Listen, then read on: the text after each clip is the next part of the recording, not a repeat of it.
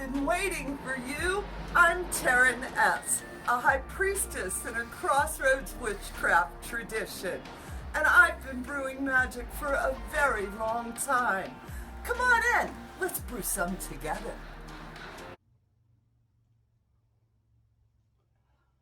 Honor unto you, beautiful Aradia. Reverence unto you, wise Aradia. I know your lore. I honor the old ones. I walk the path of the ancestors. I light your candle that it may shine for the generations to come. I remember, blessed be. And here begins the video of all things Aradia. Hello, welcome to the House of Witchcraft. I'm so happy to see you here today. And I don't think I have to tell what the topic is. It is Aradia. Who is she to modern witches today?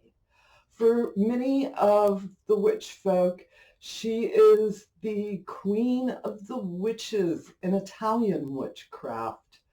And for most of us modern witches, we take her on as the protector of all witches. Typically, if you are wanting to commune with, to spend time with, to invite Aradia into your space, you would want to do it around a fire on a full moon or on a waning night. Aradia teaches us to be free with ourselves, all right? She teaches us aesthetic dance, just the joy of being yourself. That's what Aradia gives us. She is also a guide for all initiated witches on spiritual journeys. So it is not uncommon to see her a statue or a small altar created to Aradia among the initiated traditional witches. It is said that if you call to Aradia as the new witch, she will help you to find the sacred grove that you belong in. And I think that's really powerful too, you know. And one of the things I do want to is she is a reforged link in our history for all modern day witches. What I mean by it is to first, Doreen Valente's Charge of the Goddess. Beautiful poetry. Doreen was divinely inspired. The voice of the goddess was within her, and she wrote this Charge of the Goddess. And the opening lines are, "Is hear now the words of the great mother goddess, who has been called by many names, some forgotten." All right, Aradia is one of those. Her name is beyond the mist of times. She returned to us as Aradia. And where did she come? How did she do? How did this all happen? Charles Leland in the 1880s was in Italy, and he wrote the Gospel of Aradia. And it is a beautiful piece of poetry, again, that was divinely inspired. He had Aradia come through him, and he wrote this, all right? Her mythology is still evolving. As a reemerged goddess, she's still showing us her ways, all right? And for a lot of you new young witches out there, you can really relate to this, showing up as you're like a new person, but your soul is old. You can feel you've been in magic circles before, but you're not sure about this magic circle, all right? So, take that energy in when you're wanting to invoke Aradia into your space, all right? And my note I had done meditating years ago is, I am here to welcome home those who have returned to our sacred groves. All right, that is where she's here for us. She's returned to the groves, and now she's welcoming others to return to the groves. All right. Aradia's feast day is typically February's full moon. Red wines is when we want to, you want hearty, earthy type drinks and foods.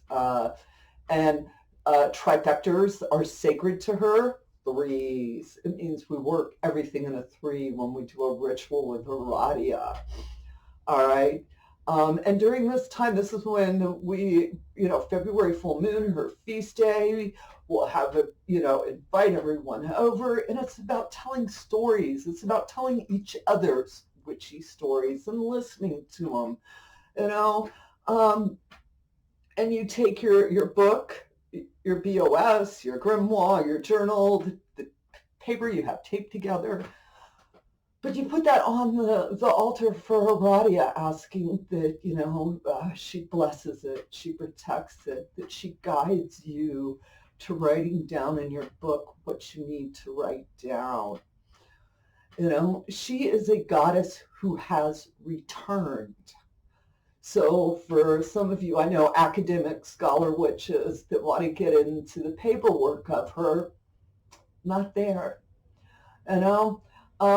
Leland, or Charles Leland, gave us the little bits of her mythology as a daughter of Diana.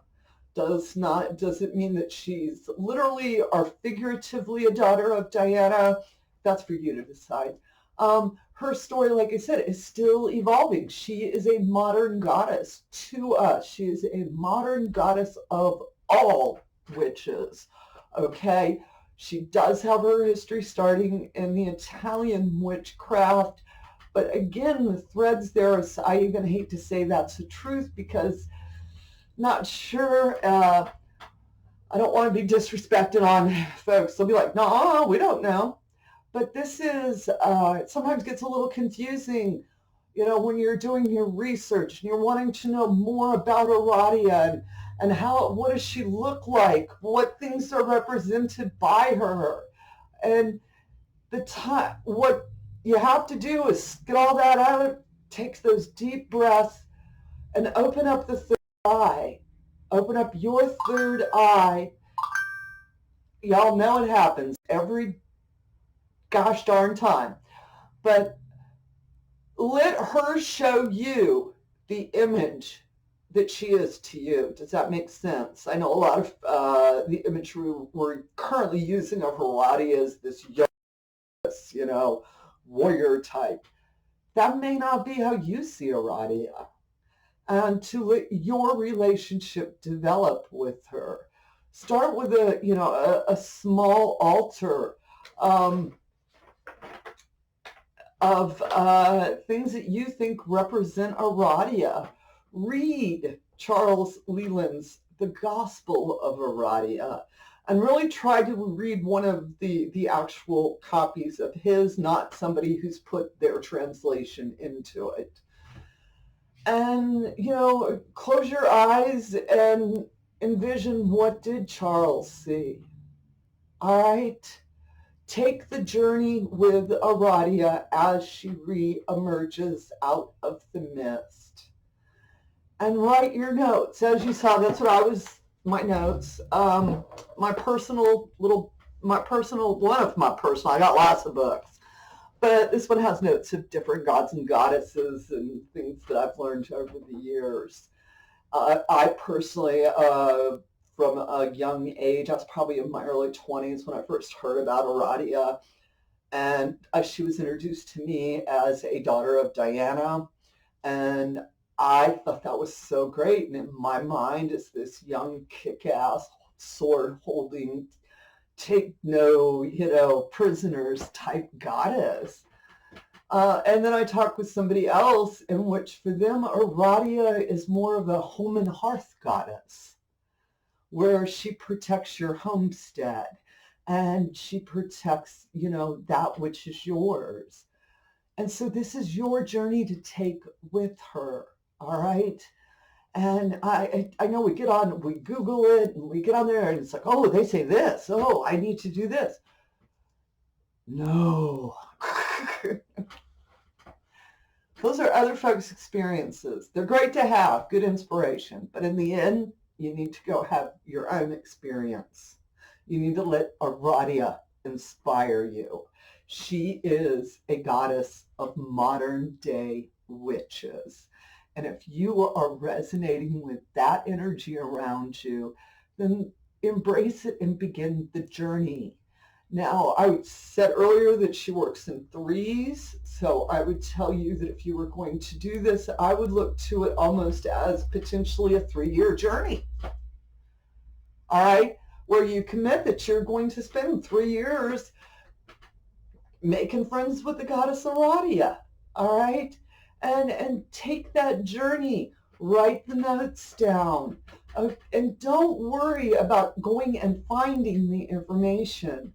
All right, I guarantee you're going to have the information you need to hear. You're going to hear.